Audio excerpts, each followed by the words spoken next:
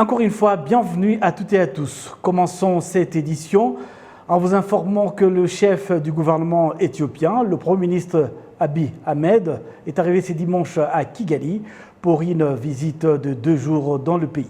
Le Premier ministre éthiopien a été reçu à l'aéroport international de Kigali par un groupe de responsables gouvernementaux dirigé par le ministre rwandais des Affaires étrangères et de la coopération internationale, Dr Vincent Biruta. En début de soirée, le Dr Ahmed a eu un tête-à-tête avec le président de la République, Paul Kagame, au village Urugwiro. Et puis, toujours en actualité, les organes de sécurité rwandais et mozambicains ont lancé depuis samedi une opération visant à ramener les populations ayant fui leurs habitations en province de Cabo Delgado en 2017 suite aux violences orchestrées par des groupes terroristes dans cette région. Les explications avec Kassim Issouf. Cette opération a débuté par le camp de Kwitunda et va se poursuivre dans d'autres. Le camp de réfugiés de Kwitunda est à proximité d'Afungi à l'océan Indien et héberge environ 10 000 réfugiés. Dès l'arrivée des forces armées et de police du Rwanda dans cette province, en opération de secours, ils disent qu'ils ont retrouvé la sérénité et la sécurité a été rétablie par les forces armées et de police du Rwanda conjointement avec celle du Mozambique. Depuis votre arrivée, vous avez montré que vous avez reçu une formation suffisante pour faire face au terrorisme. Nous vous remercions beaucoup. Merci au Rwanda et merci à son Excellence Paul Kagame, votre président, pour son aide et son soutien continu jusqu'à présent dans la manière dont il a envoyé ses troupes pour montrer qu'il y a une solidarité africaine. Il y a de l'unité. Un pays va vers l'autre, donc nous lui sommes très reconnaissants. S'exprimant à propos de l'opération de retour des déplacés chez eux, le directeur de ce camp, Valentim Soumaïl Dienga, a dit, je cite, « Nous vous remercions de nous avoir apporté de l'assistance. Ceci est la preuve que nous sommes unis. » Fin de citation.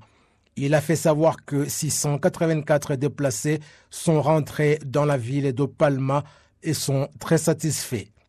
Au cours de cette opération, les forces armées et de police du Rwanda, conjointement avec les organes de sécurité du Mozambique, ont fourni des véhicules pour le transport et ont assuré leur protection jusqu'à Palma sur un trajet de 18 km.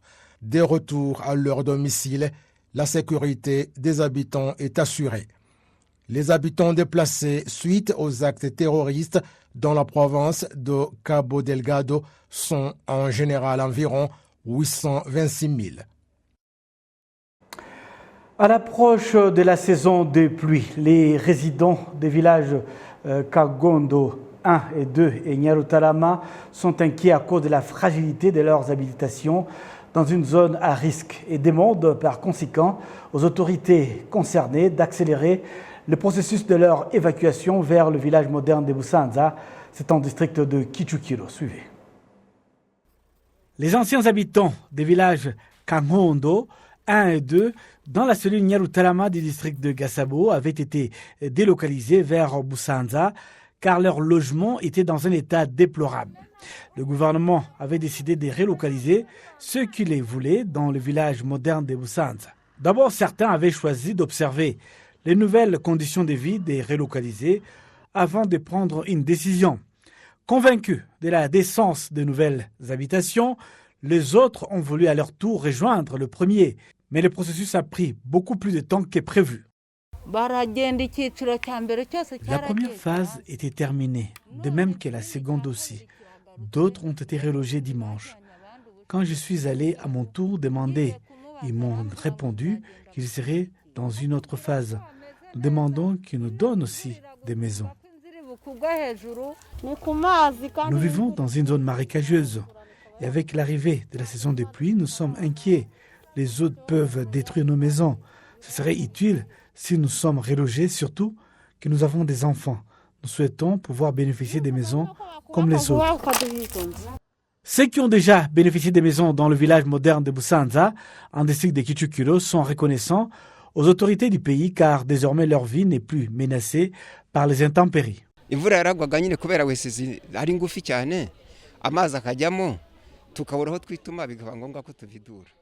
Notre ancienne localisation était à risque. Ici, je suis en sécurité. Je peux manger et dormir en paix. Je suis content d'avoir quitté les chaos, d'avoir reçu une maison décente et c'est pourquoi j'appelle les autres à nous rejoindre. Je remercie aussi le président Kagame qui nous a donné ces maisons. Le vice-maire en charge de l'urbanisation et des infrastructures dans la ville de Kigali a indiqué qu'une autre phase de relogement est en préparation où plus de 800 familles vont être déménagées et que d'ici la fin 2021, toutes les personnes auront été relogées. Le projet est maintenant terminé à plus de 73%. Il y a des blocs qui sont terminés à 90%. Nous travaillons jour et nuit, tous les jours. Nous travaillons plus vite pour qu'ils passent Noël dans leur nouvelle maison. Plus de 1260 familles devraient être réinstallées à Busanza. 23 bâtiments déjà pleins accueillent la première phase de 420 familles et les 19 bâtiments qui ne sont pas encore terminés accueilleront 840 familles. Économie à présent, les économistes rwandais admettent que des efforts s'imposent pour exploiter les opportunités qu'on trouve dans toutes les provinces du pays, ajoutant que c'est l'une des conditions nécessaires pour freiner l'exode massif vers la capitale Kigali et permettre le développement des villes à hauteur de 35% par rapport aux 18,4% actuels. Les précisions avec Kassim Youssouf.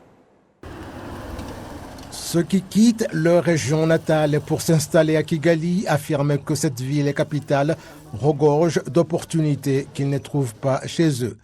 Le troisième rapport du programme des Nations Unies pour le développement PNUD concernant le développement humain au cours de 15 prochaines années révèle que ce développement dans la ville de Kigali est élevé par rapport à d'autres provinces. Ce rapport montre cependant que la province du Nord a passé de la 5e position, qui est la dernière, en 2011 à la 3e place en 2016. Le secteur privé dans cette province indique que le gouvernement a investi beaucoup d'argent dans diverses infrastructures, ce qui a favorisé des investisseurs locaux à revenir dans leur district.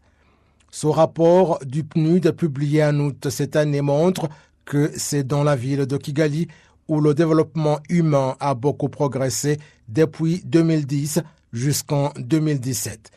Ce troisième rapport sur le développement humain au Rwanda montre que la répartition des activités de développement est exigée pour que le pays puisse atteindre l'objectif qu'il s'est fixé pour que le développement des villes à hauteur de 35% en 2024 par rapport à 18,4% en 2017 soit atteint. Certaines églises qui n'ont pas été ouvertes depuis 1 an et demi demandent aux autorités habilitées d'effectuer des inspections de leur conformité aux mesures sanitaires pour qu'elles puissent réouvrir. Le Conseil des ministres a réitéré que les églises n'ayant pas rempli toutes les conditions sanitaires ne seront pas autorisées à ouvrir. Suivez. L'église Foursquare de Kimirongo, qui est fermée, a été autorisée à réouvrir après que l'inspection a révélé qu'elle répondait à toutes les exigences par rapport au respect des mesures sanitaires contre la Covid-19. Les fidèles de cette église ont indiqué que cela leur a servi de leçon pour toujours respecter les directives de prévention contre la Covid-19, que ce soit à l'intérieur ou à l'extérieur de l'église. Nous étions heureux de voir notre église réouverte. Nous avions presque perdu espoir, mais nous remercions maintenant Dieu car nous sommes de retour à la communion fraternelle. Toutefois, certaines églises fermées depuis plus d'1 année indiquent leur incompréhension car leurs portes restent closes alors qu'elles estiment avoir rempli toutes les conditions. On nous a demandé une liste d'exigences auxquelles nous devons répondre. Et comme vous pouvez le voir, Nous nous sommes surpassés et nous avons installé des lave-mains automatiques. Nous avons également installé des sièges espacés d'environ 2 mètres les uns des autres. Et nous avons également mis des signes pour indiquer aux fidèles là où ils peuvent s'asseoir ou pas. La PDG de l'Office rwandais de la gouvernance, Dr Ousta Kaitesi, a expliqué à Arabié que les directives de prévention à la Covid-19 avaient été complétées par des réglementations existantes relatives à la propreté et à la sécurité dans les églises, ce qui a retardé le processus de réouverture de certaines églises. Les églises qui ne sont pas qualifiées, ni légalement, ni pour répondre aux exigences des directives de prévention à la Covid-19, ne seront pas réouvertes. Ce qui signifie que si elles ne sont pas respectées, elles ne devraient pas perdre leur temps en espérant une prochaine réouverture. Et ceux qui ont pu satisfaire ces exigences, nous ferons une évaluation des risques d'infection à la Covid-19 et si nous constatons que les cas sont faibles, elles pourront réouvrir. Jusqu'à présent, aucun chiffre officiel n'a été publié sur le nombre d'églises qui ont été réouvertes. Mais selon l'Office rwandais de la gouvernance, RGB, en sigle et en anglais, plus de 60% des églises de Kigali ont été rouvertes, alors qu'en province, c'est entre 30 et 50%. L'Office rwandais de la gouvernance assure que le programme de vaccination permettra à plus d'églises de réouvrir, tout comme les autres activités. Une explosion de cas à la Covid-19 est constatée en district de Gicumbi depuis quelques jours.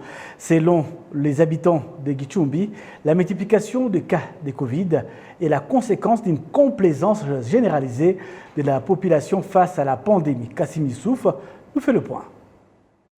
Au marché et dans divers centres de négoce dans le district de Gicumbi, on y trouve une forte densité de personnes qui souvent n'appliquent pas les mesures pour la protection contre la Covid-19, notamment la distanciation sociale, ne pas porter de masque et ne pas se laver les mains. À cette attitude s'ajoutent ceux qui franchissent illégalement la frontière pour, entre autres, le commerce de l'alcool frelaté, ce qui pousse les habitants à affirmer qu'ils sont des vecteurs de cette pandémie. Nous portons convenablement le masque, on se lave les mains et en public, nous appliquons la distanciation sociale. Avant, notre attitude était toutefois déplorable, mais on nous a enseigné et tout le monde sait comment se propage cette maladie et on sait quel comportement adopter. Si nous appliquons comme il faut les restrictions sanitaires, la contamination sera réduite. C'est en ville où il y a du monde qu'on essaie d'appliquer les restrictions sanitaires, mais à la campagne, le port du masque ne leur dit rien. Je pense que la cause de la propagation du virus est la frontière de Gatuna qui est proche de nous. Des personnes qui viennent du pays voisin pourraient être infectées et propageraient le virus. Le district de Gicumbi dit que l'explosion des cas positifs s'explique par le mouvement des personnes, des festivités en famille et par ceux qui franchissent illégalement la frontière.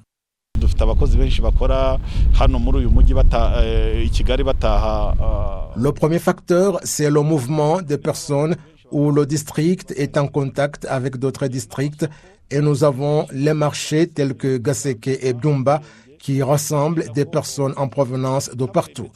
Il y a également des festivités en famille qui ne sont pas contrôlées et puis le problème de ceux qui franchissent illégalement la frontière avec de l'alcool frelaté et ainsi contaminer ce qu'ils trouvent dans des cabarets. Le maire de Gicumbi d'ajouter que même s'il y a recrudescence des cas de Covid-19, il dispose de mesures qui permettraient de réduire les contaminations.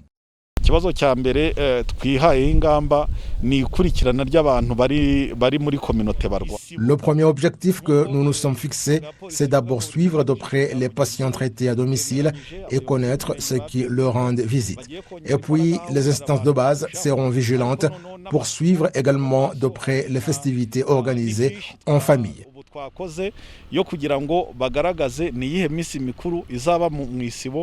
Les statistiques du ministère de la Santé révèlent qu'au cours des 5 derniers jours, le district de Gicumbi a enregistré une explosion de cas positifs de Covid-19. Le 24, 54 cas positifs ont été enregistrés, 47 cas le 25, 76 le 26, 81 le 27 et 30 cas positifs le 28. Passons à présent à l'actualité sport. Ceux qui suivent les matchs du championnat d'Afrique de basketball 2021 qui se déroule à Kigali indiquent qu'ils trouvent que le retour au stade pour les amateurs du sport est possible tout en appliquant les restrictions sanitaires mises en place pour riposter à la Covid-19. Certains dirigeants des clubs, notamment le président des rayons sport, Jean-Paul Mulunziza et Geoffrey Zawadi, qui dirigent Reg Volleyball Club, admettent qu'on a besoin de supporters dans les stades, mais que leur présence doit remplir certaines exigences. La ministre du Sport du Rwanda a récemment indiqué que les organes habilités estiment qu'il est possible de voir les supporters dans des clubs faire leur retour au stade, mais qu'il faut d'abord perfectionner les mesures barrières à la Covid-19. De son côté, le ministre de l'administration locale, Gatabazi Jean-Marie Vianney, indique qu'il y a certaines personnes qui présentent des tests Covid fabriqués de toutes pièces. Le ministre Gatabazi d'ajouter que c'est une infraction punissable par la loi pouvant entraîner une peine allant jusqu'à 5 ans. Pour assister au match du championnat d'Afrique de basketball 2021 à Kigali Arena, l'on doit avoir reçu au moins une dose de vaccin anti-Covid-19 et se soumettre au test de dépistage. C'est donc avec ce rappel des titres que nous allons boucler complètement cette édition. Au nom de toute l'équipe technique, il y avait à la prise de vue François Bouda Troirigua, à la prise de son Emmanuel, au graphique il y avait Olivier, au mixage vidéo c'était Camille, et puis l'ingénieur de l'antenne c'était Eric Baziga, l'ingénieur de cette édition c'était Léon Kanzaire, et au contrôle de l'antenne c'était Nicole. Au nom de toute cette belle équipe, je vous souhaite de passer une excellente suite de programmes sur la télévision rwandaise.